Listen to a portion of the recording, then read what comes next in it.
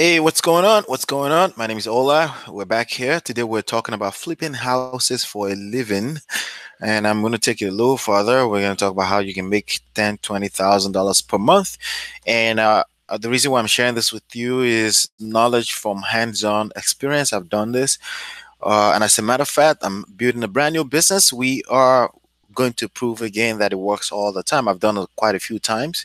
I've closed over 40 deals myself in real estate. So I know what I'm talking about with what I'm about to share with you here today. So, um, before I get into the content of today, now I want to first of all let you know that we do have a free book that will cover everything I'm sharing with you here in details at myempirepro.com. And I want you to go there. You can actually open another browser and you can go there and download that whenever you're ready right now. It's called myempirepro.com. You can see it on the screen. If you're on a phone, you can write it down with a pen. If you're on a desktop with your YouTube, you can click on the link in the description box. It will take you there. Okay. So, with that being said, I'm going to cover quite a few details here today. But before we get into that, I want to also say one more thing. If I say anything that makes sense to you that kind of hits home, just do me a favor, hit that thumbnail. Yeah, like a little thumbnail that like this below. It essentially tells YouTube that they should help me show this to more people, and it helps me out a lot. So I really appreciate that if you can do that at least once throughout the course of this video. All right. And if you know anybody that will benefit off of this type of videos, please share with them. If you can't think of anyone, just click share to share to your social media, and we'll take it from there. So, like I said, today we're all going to have some fun. Today, by the way, I'm going to have two sessions. Another session will be here at 8 p.m. Because actually this was supposed to be yesterday, but I got very busy yesterday, and but we always try to make up for that time. So if you want to come back also later on to hang out with me, feel free. This YouTube channel, make sure you subscribe to it and join the notification squad. So today we're talking about flipping houses for a living. In other words, you're not just trying to close a deal. You're not worried about building wealth. You just want to be able to do it for a living, right? You want to do it for a living, and that's what I want to try to cover in this video. But before I get into that, maybe you're brand new here and you don't know who I am. Like I said, my name is Ola, and I launched my first business back in honestly I don't remember, but in particular when I started to be a professional entrepreneur would be December 2004, and I closed my first deal December 2005. It didn't take that long. I was still in school and I didn't graduate until May 2005. So I would say it took me about 6 months to close my first deal. And to close your first deal really shouldn't take you that long, but for most of us, we have a lot of things that we've learned that we need to unlearn, and a lot of ideologies, common sense based ideologies that just doesn't work in the real world, and that I had to unlearn. And it took me 6 months. I don't know how long it's going to take you. It may take you a week if you're smarter. It may take you 1 year if you're smarter. But bottom line is that it's doable. And once you close your first deal, you're spoiled for life, and then you will never go back. So really, the number one goal is or the ultimatum that you want to give yourself is closing your first deal. Okay. It's not, hey, if I finish spending $100 and I haven't made money, I'm going to quit. That's not a good ultimatum. It's not going to be, hey, if I'm doing this for the next 3 months, if I haven't made any money, I'm going to quit. That's that's you shooting yourself on the legs. The ultimatum you want to give yourself is your first deal. Okay, that means you will never stop until you close your first deal. And here's why I say that: because once you close your first deal, it's gonna feel so sweet and all worth it, and you're never gonna want to stop again. And obviously, that means you get to create income and revenue anytime you want from flipping houses. Okay, but in particular today, we're gonna be talking about flipping houses for a living. Okay, now, before I dive into the 3 pointers that I want to give you as in terms of making a living out of this, I should tell you a little bit of my about my story. So, like I said, I launched in 2004. I closed my first deal in 2005. The recession hit in 2008. The business completely got wiped out. I was lucky to have some savings, so I lived on my saving for another year or two, and then I built another business that was pretty much around marketing and online marketing and digital marketing. And then in 2014, I pretty much said, "Hey, I know a little bit something about real estate." Then I kind of like I created like a marriage between digital age marketing. I didn't say digital marketing, digital age. In other words, you don't get to make the choice. You're in a digital age, right? So I created like a marriage between digital age marketing and real estate, and it was literally just made complete sense. And on top of that, I also like to teach people to come from a standpoint of solving problems, because if you come from a standpoint of I want to make money, you could do overtime at work and you can make money. So that's really never a good enough reason. Okay. But if you approach this business model with the idea that you want to solve problems for motivated sellers, for distressed homeowners and distressed properties, then you win the game. Okay. So that's pretty much a few things that I wanted to share with you here today. Now, let's dive into how you can make a living out of this. Really, the number one concern for you in terms of how you can make a living out of this, the number one concern for you is cash flow management. Okay. And the reason why I'm sharing that with you is because I got burnt real bad for not knowing this earlier on in my career. Okay, so remember I told you the first 3 years was bliss. Within the first 24 months in business, I literally had a revenue of $3 million. Okay, and but all of that disappeared in 2009 because of this one single problem right here: cash flow management. Okay, cash flow or money management. I mean, there were lots of windfall months, right? There were months that I made, the highest I made in one deal was $82,000, and there were months I made 50,000. There were months I made 5,000, 10,000, 20,000. It kind of varied, but but I had this very good months where I made 30, 40, and at some point I lost count. I was just, the money was coming in and I was just having a good time. But as much as all that money is, there was a big problem. The big problem was that I did not have respect for numbers, for money, okay, for cash flow and money management. I didn't have respect for it, okay. I just kind of assumed that it would keep coming in, right? So obviously, without the recession, I could keep kind of like spinning my wheels. And there's something called the new entrepreneurial rat race, right? If you read the book, Robert Kiyosaki, Rich Dad Poor Dad, right, by Robert Kiyosaki, you know what it means to have a you do know what it means to be in a rat race. Essentially, most 9 to 5 people are in a rat race. They keep spinning their wheel, and they will never save enough. They will never have enough. They just live in life, and they're losing a second at a time, a second, essentially their whole life, into the midst of all that. Right? That's the essential. That's the basic meaning of rat race. But there's something called the new entrepreneurial rat race, and that's for people that are in business, entrepreneurs, right? That are in business, and yet they're creating results, they're making money, but you hear them. A lot of them, they're filing for bankruptcy every other year. You hear a lot of them that the money is just never enough too. They're making good money. Some of them making 300, 500,000, $1 million, $2 million a year, but that money is just never good enough because they are also they have the same characteristics. They're having the same behavior like they did back in 9 to 5. So it's not really about how much money you make. It's really about your ability to be able to manage your cash flow. And I always tell people, like, if you cannot manage $2, there's a very high chance you will not be able to manage $2 million. So the main problem for most people why they cannot flip houses for a living, because there's still a lot of people, there are people that have flipped houses but they just can't quit their job because they're scared that the income will stop flowing because it's never been stable, right? You know why? Because it comes down to this one thing, and that's cash flow management. So I want to give you this 4 pointers, okay? And the first one is list building. And over the last past videos you will hear me talk about list buildings a lot. And I can't stress enough again, but in this context, I want to talk about it from a standpoint of cash flow. You could close a deal and make 60 grand, 50 grand, 40 grand, right? You know how to do that already, okay? But there was an epiphany that I had back in 2008 and 9. So after all those business were going well, and then the recession happened and wiped out my business, and I had an epiphany, and then I was like, you know what? I want to sell. I want to have a business where I can sell little things like a bottle of water. You know, like I was just thinking. I was starting to really become a student of money for the first time. I'd made some good money, like really, like a lot of money, like $3 million in a year, 24 months, right? Revenue, right? And but I didn't know.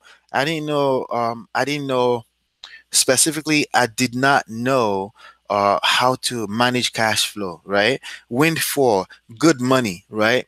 But the money is just never enough. For every dime that comes in, I had already created what I was going to do with it. I was paying multiple rents in multiple apartments. I was taking care of people. People would call me, they repossess their car, and then I had to, yeah, I would just wire the money and say, yeah, go get your car back, right? I was just feeling invincible. I thought everything was going to last forever. You know, I was 24, 25 years old, and I just felt, I was naive as hell. So I just thought everything was going to last like that forever. But the rest of the story. It didn't last like that forever. 2008 happened, and everything crashed. So my problem was cash flow management. And the number one solution that I started to think about was, how can I start selling little things like this that were recession proof, things that people use regardless of recession. Wallets, right? People use and buy those things regardless of recession. If your glasses was broken, right, you would want to get another one because it's broken, and you're not going to wait until recession was over. But you know what people had to wait for when recession hits? I had 30 deals on my table, 30 short sale deals that were sitting on my table that were all approved, but they could not turn to cash because the bank was not giving money to buyers. Okay. So, and that became a real trouble for me. So I started to think, like, how can I solve this problem? I saw that as a big problem. Yeah, I know how to solve the problem of bringing in money. I know how to close deals. Not at the time because the market had crashed, but I knew that the market will at some point come back. But for future, I wanted to start to defend myself. I wanted to create a defense mechanism where I'm not going to be a subject of recession anymore. And the first solution I came up with, I started to think Warren Buffett, right? He would invest in Coca-Cola and Geico, things like that, things that people have to use insurance. Like, it's actually illegal for you not to have insurance on your car, so you kind of like have to pay for that. Yeah. So I was thinking, like, okay, I have a business, I know how to make money, but this business right here, where I'm just flipping deals, there's no cash flow. There's money, there's cash, right? There's windfall of cash, but because that money comes in like that, it messes with the brain. It makes the brain think that it's going to keep coming in. And then 30 grand comes in, you close the deal, the lawyer wires the money in, it stays in there, you keep working, but you're spending all this other money. Your brain is thinking money is always going to keep coming in. Like I said, I was paying people's bills. I wasn't thinking about into the future, right? And what I learned over time now, that instead of me paying people's bills, I can give people gifts once in a while, right? My loved one, my family, my friends, instead of paying people's, because when you pay people's bills, um, they're not, it's not their fault. They're obviously good people. These are my loved ones, but they're not going to appreciate it because it comes in every day. So they lose a sense of value to it because it comes in every day. But when you give people a gift once in a while, they value that because it doesn't come in every day. That's something I learned after the fact. So again, back to list building, back to cash flow. I needed to create a way where I can sell something that people have to use every day. Yeah, we have to have housing over our head every day, but people don't wake up every day and say, I want to go buy a discounted wholesale property every day. That's not something that happens every day. People rent every day. Every month they got to make sure that rent comes in. Even if it's late, they will gladly, like, think about it, rent. People will gladly pay their late fees. They will pay all the arrears because everybody values keeping a roof over their head, over their family, right? So I started to think of real estate. How can we structure that into the business? Yes, it's good to make those 30, 60 grand, and I want to continue to make those kind of money, but I needed to start thinking how I'm going to structure cash flow. into the business. And the first thing I came up with was list building. Okay, and the funny thing is that, like, at that time, I had already been list building. I just didn't know it. You know how you're doing something, but you haven't really put a science behind the reason. There's no why to doing it. You were doing it because I guess you had to do it, right? But once you understand that, wait, I need to write down the purpose of why I'm doing that, just in case I lose touch in the future, I can continue to do it because I know I can't stop. And one of the things I did was, I would get motivated sellers to call me, but I was building a list of buyers, and I had a very healthy list of buyers, including people that can bring me buyers on that list, right? But I wasn't doing it perpetually. I wasn't doing it because there was a science behind it. I was doing it because it's just something that fell on my lap. But then thinking about it right now, I had a website called the Inbuilt Equity at the time, and all people did was just go there and create the free account, and they can see all my properties. And that was me building a list, but I didn't think of it as list building at the time. But now I know that it's a science. I know that it's something that must be done absolutely at the you have to be perpetual about it. You have to build your list perpetually because you can't rely on the people that are on the list. Some of them can become buyers, of course, but again, you just never know what you want to create more options for yourself, because when you enter a marketplace, if you don't have options, you are going to become desperate. You are going to become needy. Everybody that says, "Hey, I want to buy from you," you start hugging them up, and eventually you push them away. But if you have options, they can feel it. They can feel that confidence in you, and it translates into production for you. So list building is the first key for me, because money comes from one place only. It comes from buyers. It comes from people. Money comes from people. Okay, the money that you make from flipping houses comes from the buyers. So when I find it crazy when people sometimes say you don't need a buyers list. I'm like, wait, what? You don't need a what list? You don't need a buyers list? You need a buyers list, because money comes from people, and the people that is going to come from are the buyers. And the best thing you can do for yourself in this business is to engage absolutely 100% in perpetual building of your buyers list. Because even if you're really good at bringing the motivated sellers with distressed properties in, you're going to need buyers to pay for those properties, because chances are you're just never going to have enough cash to pay for all the properties that you're going to be creating, or that the market is creating. And that's one of the beauties in this, because the market, not just you, are creating all these motivated sellers. All the gurus are creating motivated sellers. What would happen if you just get very good at building your list? So we're going to come back to list building later. That's the first thing I wanted to point out to you, but I'm going to come back to you in a little bit more details in this particular session, and you want to make sure you stick around for that. Okay. Now, the next thing I wanted to cover here is rental properties. Okay. Yes, flipping properties are good, right? Yes, it's sweet to flip properties. Okay, it's nice. You make 30 grand, 20 grand, 10 grand. It's good, right? But like I said earlier, I started to think of how I can be selling things that people need all the time, that people would use regardless of recession. And that part is rental properties. So now, of course, I was flipping rental properties. I was flipping them out for life. I made that 30 grand, they're gone, right? So now the business model has changed a little bit, and I want you to write this down and find a way to structure it in. Really, there's not much you have to do other than to know that this strategy exists so that you can apply it when the time comes, okay? Rental properties is something that you want to really build your business around. Number one, from a standpoint of eventually you want to have the goal of owning your own rental properties, okay? All right, because again, number one, people will rent all day long, even when there's recession, okay? They have to keep a roof over their head. A person in their right mind, okay, a person with everything, like a normal human being, typically needs to keep a roof over their head. And even if they don't feel that way, somebody is paying their rent, maybe their mother, somebody is paying that rent, right? So guess what? The best business for you to get into, right? Especially now. So people may not pay rent for office rental, for commercial space, okay? But as far as where they lay their head at night, they will continue to pay rent for that. So you need to structure whatever you do. I want to tell you more about that. But whatever you do, you need to, into your flipping houses business, you need to structure in the idea of rental properties is something you can never shy away from. Because here's why I'm saying that. I hear people say, no, I just deal with single families. Nah, bro. Nah. Okay, you got to figure out where in your neighborhood, in your state, where the rental properties, 2, 3 family, 4 family houses are, and you need to engage. Okay, because that's where the real money is coming in. Okay, and I'm talking about recession-proof money.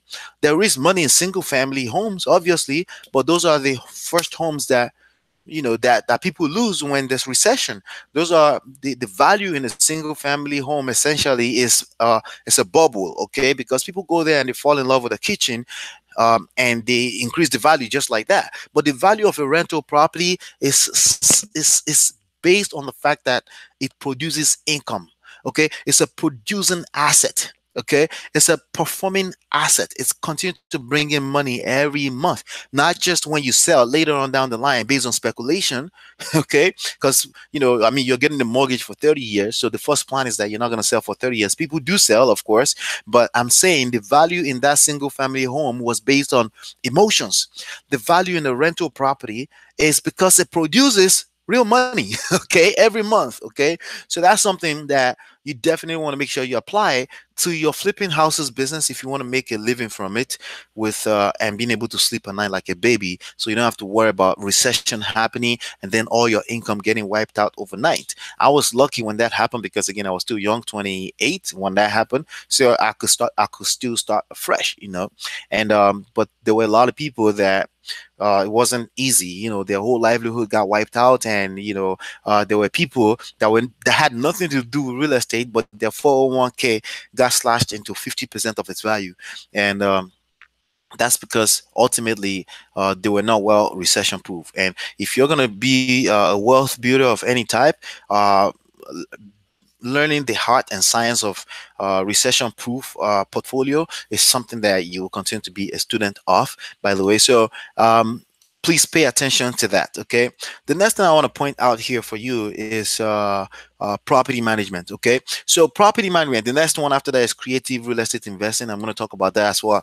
Okay, property management is something that I have structured into my house flipping business. Okay, so a lot of people, they pick up a property, a contract, and they want to flip it, and they want to flip it based on just making that quick buck from selling that equity, right?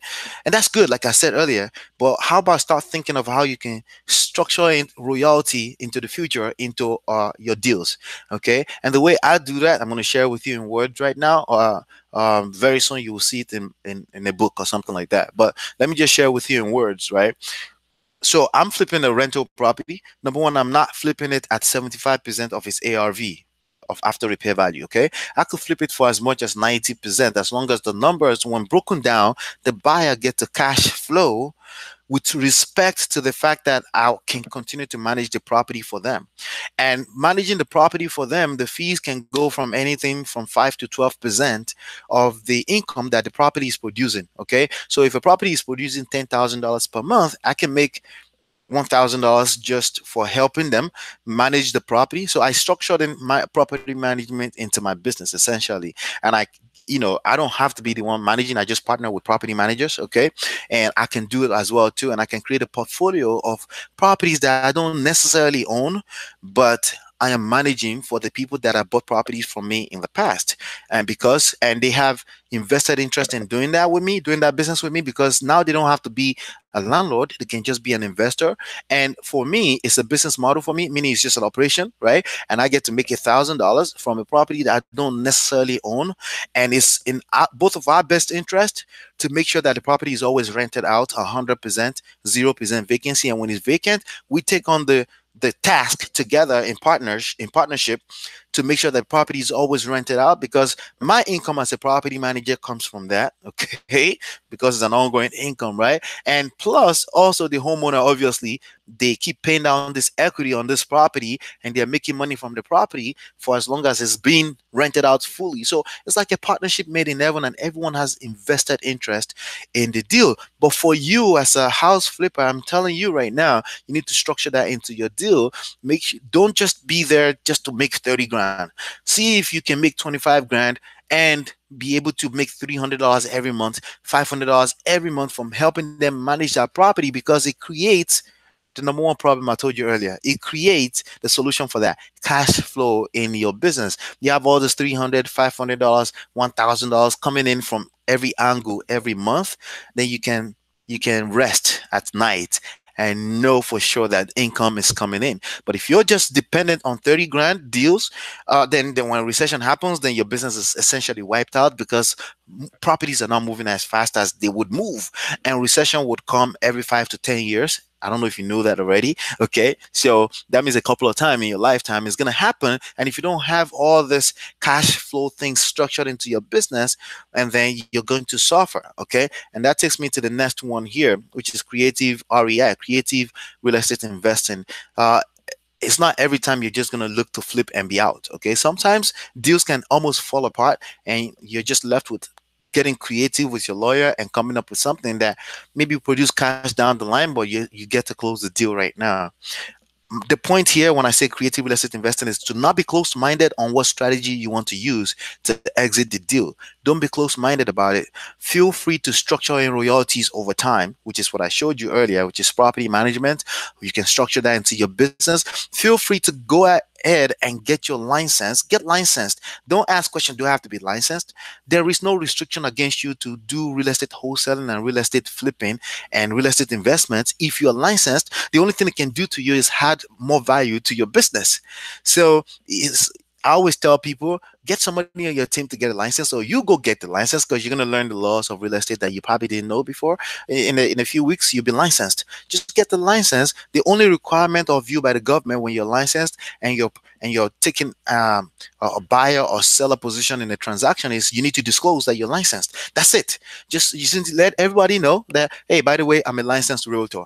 But yeah, I'm putting the house under contract. It's just full disclosure. That's the only requirement. So the only thing it can do to you is add more value to your business. Remember, I said business, not to you. Business, because this is a real business, and there's a lot of people that approach the house flipping business like it's some type of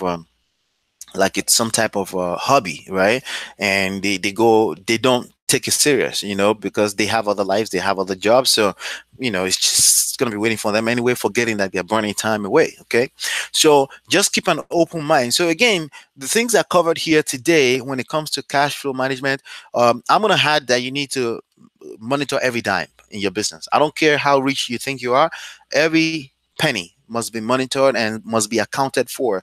And if you're not doing that, chances are you're gonna get burned real bad. And that's like the roundup of all of this I'm sharing with you. So it's really cash flow and money management skills, okay? But also into the operation of your business. So I covered everything that has to do with the operation. In other words, you should always be building your list of buyers and also involve rental properties, okay? Because then you can create royalties into your business by offering your buyers an opportunity to manage their rental properties for them, right? For 10%. I do 10%, okay? 10% of the income that's coming into the property. They'll happily do it because now they don't have to answer to broken toilets.